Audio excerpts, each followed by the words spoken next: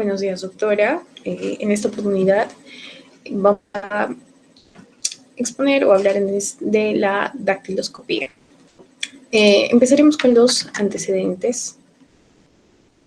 Empezaremos con lo que es, por ejemplo, William Herschel. Fue Sir William Herschel quien en 1856 empezó a usar las huellas digitales para validar contratos. La idea detrás de esto era que los nativos pusieran su huella, la huella de la mano derecha, detrás del papel de su contrato para evitar que alegaran que la firma no era suya. Francis Galton. Francis Galton estudió las huellas dactilares como algo distintivo de cada individuo y en 1892 publicó sus conclusiones en su libro Huellas dactilares. En este libro propuso 4 rasgos característicos para la clasificación de las huellas dactilares. Galton calculó un aproximado de que las huellas dactilares eran lo suficientemente diferentes como para que las hicieran coincidir entre un aproximado de 1 a 64 billones. Antecedentes. El sistema de identificación. Este fue inventado por Juan Bucetich y se desarrolló y se patentó en Argentina, donde se usó por primera vez para el esclarecimiento de un crimen. El 1 de septiembre de 1891, Bucetich hizo las primeras fichas dactilares del mundo con 23 procesados y se estableció como el Día Mundial de la Dactiloscopía. Definición. La dactiloscopía deriva de los vocablos griegos dactilos, que significa dedos, y escopeo, que es examen, observación o estudio. Es la ciencia auxiliar de la criminalística, encargada de individualizar a las personas, ya sea vivas o muertas, de forma indubitable, por medio del estudio de las crestas papilares existentes en las yemas de los dedos o en la tercera falange de los dedos. División. Encontramos en lo que es la quiroscopía, la pelmatoscopía, la dactiloscopía. Esas son la división lofoscópica. La quiroscopía se encarga de los dibujos formados por las crestas papilares en las palmas de las manos. La pelmatoscopía, en cambio, es el estudio de los dibujos formados en las crestas papilares de las plantas de los pies. Y la dactiloscopía es la encargada del estudio, la clasificación, el archivo y la recuperación de las huellas o impresiones dactilares de los dibujos formados por las crestas papilares. Cualidades, entre las cuales encontramos, y las más resaltantes, son la inmutabilidad, la perennidad y la diversiformidad. Hablamos de inmutabilidad porque no se pueden alterar, no se pueden variar, no son modificables ni patológicamente o por la voluntad del individuo.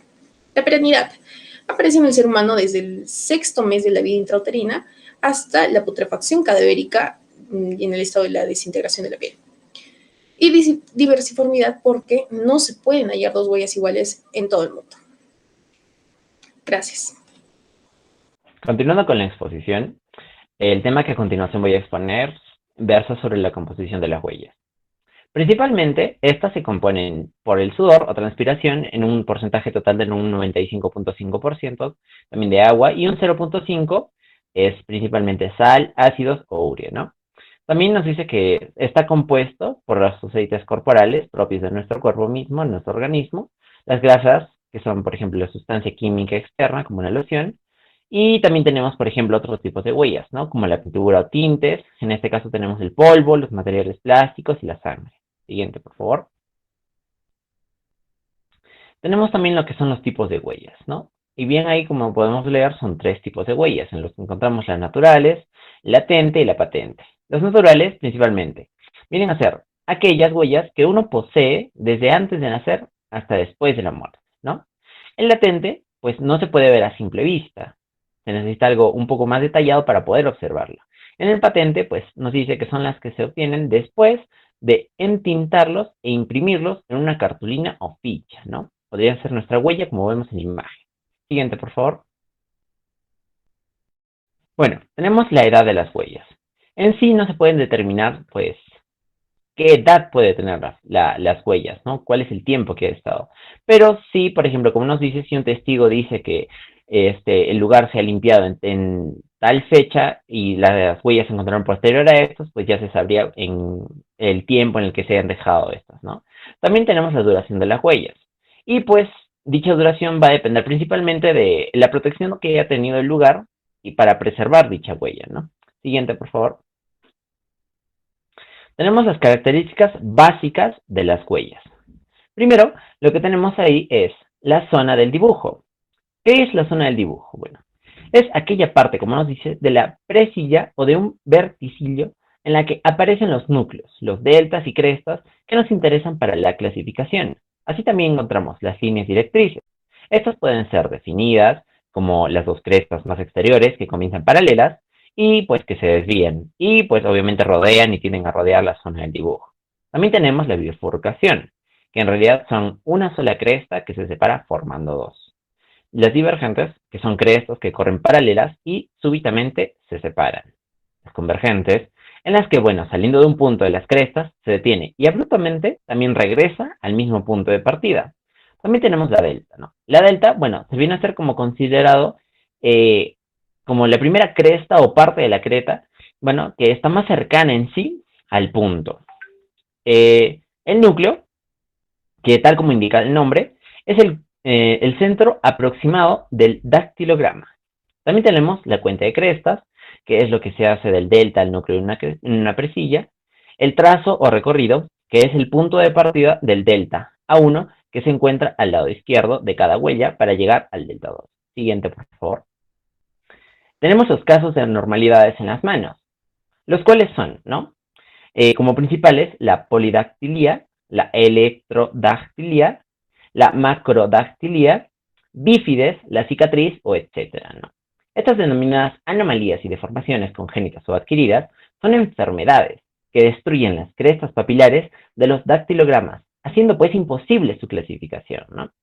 Entre ellos, por ejemplo, que es la polidactilía, que se conoce principalmente con este nombre a las desformaciones que se caracterizan por tener el número de dedos mayor a los anormales, ¿no? Que no son cinco dedos en una sola mano, sino pueden haber hasta 6. A eso se refiere, ¿no? La ectrodactilía, que son las deformaciones que se caracterizan por tener el número de dedos inferior a los normales, ¿no? Pueden ser hasta 2 o 3 dedos o 4, que son por debajo de los normales. La sindactilía se llama así principalmente porque los dactilogramas, en los que las líneas populares se encuentran destruidas, pues no es posible descifrarlo. Cuando en un individual faltan los dedos por amputación o por deformación congénita, pues dichos se le clasificarán como la cifra O, y a los dactilogramas, sindicdactilio. Bueno, se les clasificará también a estos con la letra X, ¿no? Dedos unidos por una membrana, similar a los palmípedos, ¿no? Siguiente, por favor. Bueno, ahí podemos encontrar lo que es la polidactilía, ¿no? Y también la otra imagen, que igual, como estuve mencionando, no se encuentran los 5 dedos, ¿no? Podemos ver ahí, por ejemplo, 3 en cada mano. Tenemos también los bífides, que aparecen divididos en su parte media. La macrodactilía, que es uno o varios dedos más grande de lo normal. Esto es desarrollo exagerado de los dedos, que vamos a ver a continuación en las imágenes. Y una cicatriz, ¿no? Que es la que obstaculiza el correcto cotejo dactiloscópico, ¿no? Por ejemplo, en nuestros dedos puede haber una cicatriz, por lo cual no se puede reconocer la huella dactilar, ¿no? Siguiente, por favor. Ahí podemos encontrar las imágenes, ¿no? El bífides, como ya había mencionado, se ve ahí como los dedos se han unido por una sola membrana o solo se encuentran 3, o en tal caso ha crecido de tal manera que es imposible reconocer la huella digital, ¿no? Muchas gracias. Hasta aquí continúa mi compañera. Continuando con la exposición, vamos a hablar sobre los métodos para desarrollar las huellas, las cuales se van a encontrar en 3, donde el primero va a ser el químico. Esta va a ser más que todo utilizada para superficies porosas, como por ejemplo el papel. Y aquí vamos a encontrar otras 3, que es la vaporización del yodo, la anhidrida, que va a ser utilizada para huellas viejas y débiles, y el nitrato de plata. Comenzamos con la primera, que es la vaporización del yodo. Aquí tenemos el método del vapor, que más que todo va a ser un proceso el cual va a buscar la reacción química entre los aceites depositados por los dedos y por los vapores del yodo. Además, en este caso, el yodo va a servir para revelar las huellas latentes razonablemente frescas, ya sea en superficies como el papel, el cartón, la madera sin tratar y las superficies no metálicas. Como segundo tenemos la anhidrida, que va a ser útil para las superficies porosas como el papel. Esta va a reaccionar con la mayoría de los fluidos del cuerpo que van a contener tanto los aminoácidos como las proteínas. El tiempo de revelado es hasta 10 días, pero puede acelerarse a través de la aplicación del calor. La anhidrida va a ser apropiada para las impresiones muy viejas, que son difíciles o imposibles de procesar de cualquier otra manera, las cuales pueden revelar huellas latentes depositadas de meses e incluso hasta años atrás. Como tercero, vamos a tener a lo que es el nitrato de plata. Este va a ser un método el cual va a poder utilizarse sobre las superficies porosas, como ya hemos mencionado. Tenemos el papel, el cartón, el plástico, las maderas claras, no barnizadas y el periódico. Este va a revelar las huellas latentes nuevas o viejas que estén sobre el papel, la cartulina, como ya lo hemos mencionado anteriormente. Asimismo, en ciertas telas, las cuales pueden usarse a temperaturas de bajo cero. Y además, esta va a depender del contenido de sal, el cloruro de sodio, del sudor excretado por los poros situados en las crestas papilares. Como segundo punto, vamos a tener a la superpega, que el calor va a producir un vapor que se va a adherir a los surcos de la huella digital.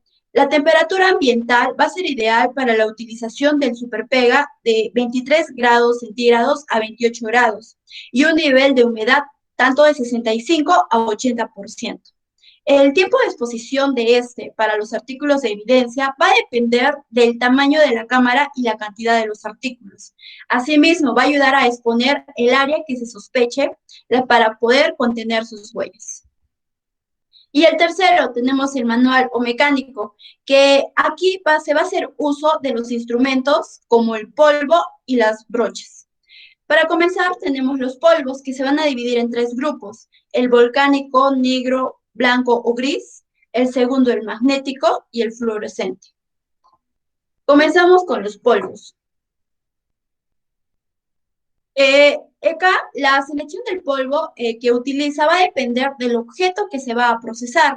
Se debe utilizar el polvo que ofrezca un mejor contraste. Tenemos el polvo negro, que va a ser utilizada en las superficies claras, el polvo gris o blanco, que va a ser utilizada en las superficies oscuras. Como segundo tenemos los polvos magnéticos, que son similares en apariencia a los polvos normales, como lo podemos observar, pero van a contener un metal, por lo que se van a adherir a un imán. Y se recomienda la aplicación sobre las superficies de papel, del papel brillante, tal como las portadas de revista, los pañuelos desechables, la madera áspera o pulida, la piel, el plástico, el vidrio y el caucho. Y como tercero vamos a tener los polvos fluorescentes, que se utilizan en huellas latentes sobre el fondo multicolor, tales como las marquillas, las portadas de revista, etc. Lo indicado es utilizar un polvo fluorescente. Su aplicación nos va a indicar los polvos convencionales y posteriormente polvoreados los objetos. Se van a llevar a un cuarto oscuro exponiéndose a una luz ultravioleta. En caso de existir huellas, estas florecen al someterse a este tipo de luz y puede ser fotografiada en la oscuridad. Luego vamos a tener a lo que son las brochas. En las brochas vamos a encontrar a 4 tipos. Tenemos las primeras, que son las fibras de cristal, las cuales van a contener miles de filamentos de este material y se van a desarrollar las huellas de una excelente calidad. Va a tener la ventaja de que menos frecuente el retoque del broche cuando se cubren del área extensa. Como segundo vamos a tener a las brochas de pluma, que están hechas de plumas de aves y son utilizadas primordialmente para aplicar en los polvos fluorescentes. Su desventaja es que los polvos con color o fluorescentes no se recomiendan, ya que no ofrecen un mejor desarrollo para la huella. Como tercero vamos a tener a la brocha de pelo de camello, que esta va a contener una cantidad menor de filamentos, pero va a desarrollar excelentes huellas de esta. Además, esta presenta como una desventaja en que los filamentos más firmes pueden dañar a la huella. Las huellas digitales ya desarrolladas pueden ser refinadas con las brochas de pelo de camello. Y por último tenemos a las brochas magnéticas. El descubrimiento de estas o aplicador de los polvos magnéticos se le va a atribuir a Evermag Donefi, que se va a considerar un medio efectivo para el relevado de huellas latentes sobre el papel, el vidrio, el plástico y las superficies que generalmente son no metálicas. Continuando, vamos a entrar al tema de las técnicas para polvorear.